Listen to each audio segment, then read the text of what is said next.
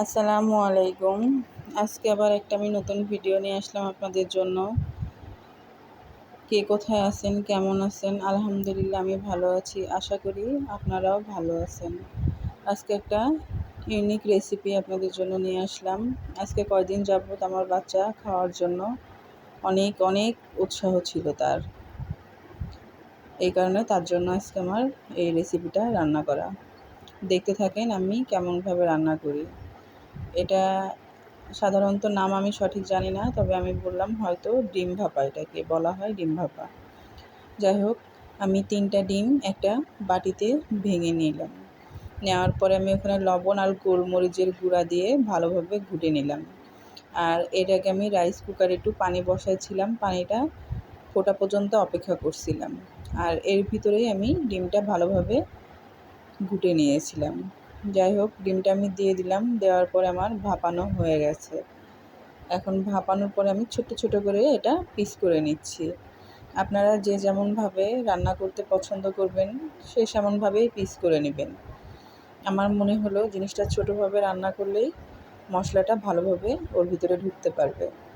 যাই হোক, আমি এখানে ফ্রাই প্যানে তেল গরম করতে দিয়েছিলাম। তেলটা গরম হয়ে যাওয়ার পরে আমি ওই পিস পিস ডিমগুলো দিয়ে দিলাম এর ভিতরে।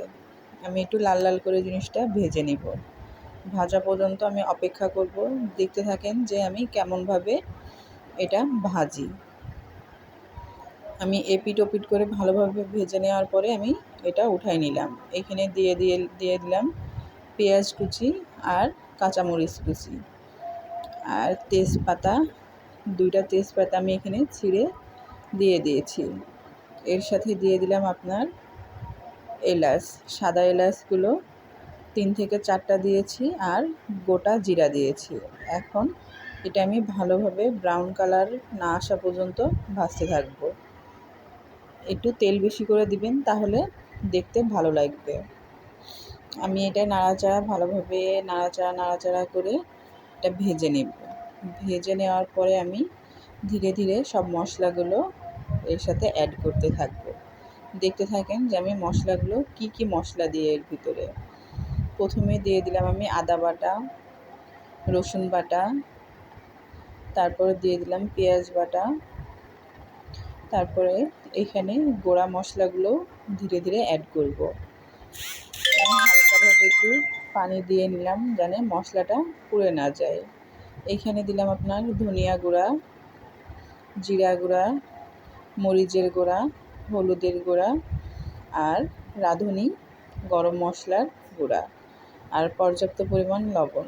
এখন লবণটা কে কেমন খান সেভাবে বুঝে শুনেই দেওয়া লাগবে, কারণ ডিমের ভিতরেও লবণ গেছে। আমি মশলাগুলো দেওয়ার পরে হালকা একটু পানি দিয়ে ভালোভাবে এটা নাড়াচাড়া করে নিচ্ছি। নাড়াচাড়া করা হয়ে গেলে, আমার মশলাটা ভালোভাবে কষানো হয়ে গেলে আমি এখানে ঝোলের পানিটা অ্যাড করব।